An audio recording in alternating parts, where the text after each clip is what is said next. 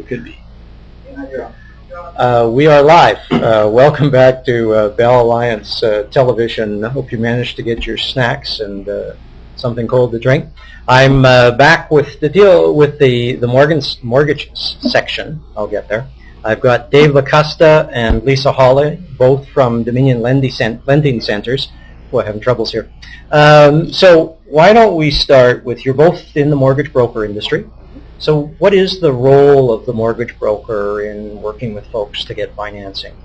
You know, to put it real simple, to be their trusted advisor when it comes to real estate financing. You know, take them from, A to Z essentially through the whole, mortgage process, essentially. Be the person they can rely on to, get them through it, essentially. So I would think for a lot of first-time buyers, it's a sort of a bit of a scary process. Sure.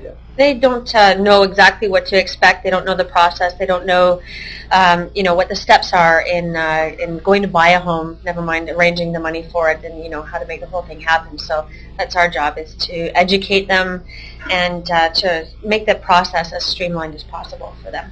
So we're going to get into a little bit more of the detail around that, but, there's many careers one can choose, so why mortgage broker, Dave? I went through an experience about 10 years ago when I purchased my first home, and it was a horrifying experience with just with the lending side. It wasn't as much as the people as it was the lack of information, just not understanding what I was signing and not understanding the whole process. And unfortunately, the human mind defaults to the negative. Everyone assumes they can't get a mortgage. Everyone assumes they're not going to get approved. So it took what could have been a great experience buying my first property, and it made it, So that just motivated you to be the person who can provide that information. And just to help people out. Really like to be of service and to help people out. So that was the main reason. So you, Lisa, what took you into this career? I've been 19 years now doing frontline loans. And, over the years I've just seen, various businesses on the automotive side and now on the mortgage side. People are petrified. Those are the two biggest purchases you're ever going to make, buying a car and buying a home. And I see the difference, between the people who have a really good experience and the people who have a really bad experience, as Dave was alluding to. And I wanted to be the one to help people, again, make it a really streamlined process and to help it not be such a frightening experience.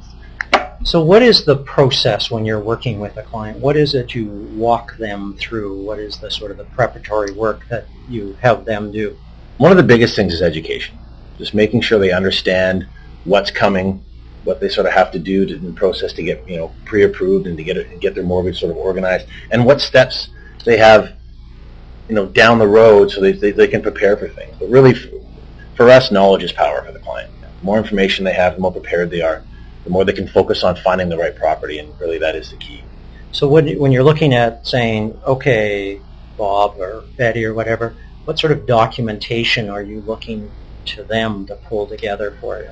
Well, in essence, we want to prove that they have the financial wherewithal to get approved for the loan. So we're looking at, proof of income, notice of assessments, T4s, pay stubs. In essence, we want to confirm that they have the down payment, and that's a government requirement as well, that we have to substantiate that they have the down payment required by law and by the banks, and that it comes from a true source, from their own sources or from savings or from gift or whatever.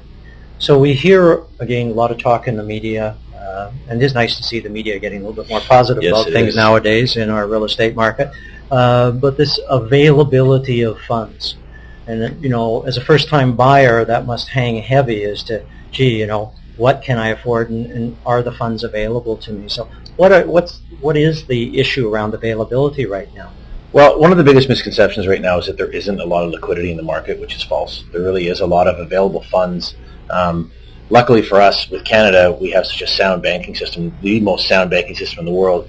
And for people that are responsible with their credit, there is a ton of funding available to buy homes. A ton. So that's not a real barrier for most people? Not at all. We haven't, I can speak for Lisa as well, this year and last year we haven't not funded a mortgage because we haven't had the money. We've only not funded a mortgage because the credentials weren't there, the credit wasn't there, or the income didn't match or something like that. But it's not an issue of the lack of funds. So for a regular consumer, absolutely not a big deal. Well, and I also do a lot of remedial credit for people who have had maybe poor credit experience, need to rebuild credit, and I find that I'm still able to do that kind of work for people. So there's all sorts of money. There's always a way to make it happen. Okay. What about fixed and variable? I know up until not too long ago, everyone was jumping into variable rates. Now we're seeing, I think, more fixed. Just maybe give some sense of what's happening in that space. Well, a lot of people are still going into a variable rate. History has shown over the last 50 years a variable rate mortgage has saved, the client a lot more money over the long term. But so, Dave, just in terms of perhaps just a little description of what that variable. Well, the variable rate runs off the Bank of Canada prime rate, which fluctuates based on the economy, essentially, based on where inflation is, based on what's happening in our entire economy. And that there's an announcement 9 times a year the Bank of Canada makes. And basically they move the rates, the Bank of Canada prime rate, they move it to help the economy, either slow down the economy or sort of stimulate the economy, essentially. So as a borrower, my rate can That's right. So if you pick a variable rate, that rate will move as the Bank of Canada rate moves. And so your mortgage payment is going to change every time that Bank of Canada announcement is made, if it goes up or down. Where a fixed rate is based on the Canada Savings Bond yields. So that fixed rate basically stays for the course of the 5-year mortgage. Most people sign a 5-year fixed mortgage. That payment stays the same for the course of the 5-year mortgage. Seems to be the Canadian way, right? More 5 secure, years. But variable has historically been the one that gives the best advantage for the consumer. Yeah, that's right. If you can stomach the changing right. payment, right? That's right. So it's interesting that you still have a significant portion doing the variable. I'm assuming they're sort of saying maybe the fixed are going to go down. Are they playing that game? Well, yeah. And the challenge is the variable rate still is quite a bit lower. Up to 0.5% lower than, or 0.75%, lower than the fixed rates. And of course, in Canada, any variable rate mortgage that you choose, you can lock it into a fixed rate at any time. So if you want to take this, if you want to take the savings no penalty. That's right. You can just a quick phone call or drop into the branch, get online with your mortgage company, and click of a button, you can transfer. Talk to your mortgage broker. Of course, the mortgage broker is obviously already going to have commented and let you know what you're supposed to be doing, and then you can switch it over. So there isn't a lot of risk in terms of, if you get nervous, you can flip it into a fixed mortgage at any time. I think both of you do a fair amount of work with first-time buyers as well.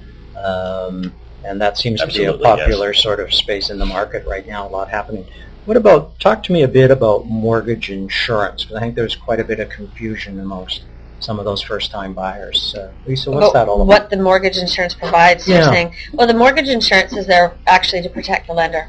It applies essentially where there's a down payment of less than 20%. And so what the CMHC, Canadian Mortgage and Housing Corporation, comes in and does is they guarantee the banks that should the customer default, that they're not going to be out their mortgage money. Okay. So now there's a couple of government programs, I guess, out there for first-time buyers. Dave, you want to talk about? I mean, we've got a provincial as well as a federal now program. Well, we've got the RSP's increased to $25,000. Right. So you can take that out without paying taxes. Yeah, you've got up to 15 years to pay it back, essentially without paying a tax or a penalty on that. So and they've increased that from $20,000 to allow first-time homebuyers a little bit more of an incentive, essentially, to get into the market. Okay, excellent. So looking into the future, the crystal ball, I think this is always a fun way to wrap up these sessions. What do you see happening with interest rates over the next 3 to 5 years? Lisa, you want to have first go? Well, I'm hoping they're going to stay where they are, for the next little while at least. We were talking about that at lunch the other day. Yeah, it's an interesting question. We are in a little bit of an uncertain area with what's been going on in the economy. One of the benefits of living in Canada, of course, is all our mortgages, most of them are insured. We do have a very sound banking system, and the government has been pretty proactive in terms of, moving the rates around to sort of help stimulate the market. And of course, in BC, our economy is a little stronger than the rest of Canada, but we're going to see that the market's going to hold with the rates probably for 6 to 12 months, I would suspect, and then we will see some increase in those rates. We're going to have to see some increase. We're already at 0.5% on the Bank of Canada rate, so we will see some rise over the course of 5 years. They'll be higher than they are now. So, and I suspect part of your role is to monitor that and keep your clients up to date with what's happening. Yes, that's right. So we're going to wrap this session up now. I want to thank all you folks out there in internet land, and Lisa and Dave, really appreciate you coming by. Thanks very much, and have a great evening. Good night now.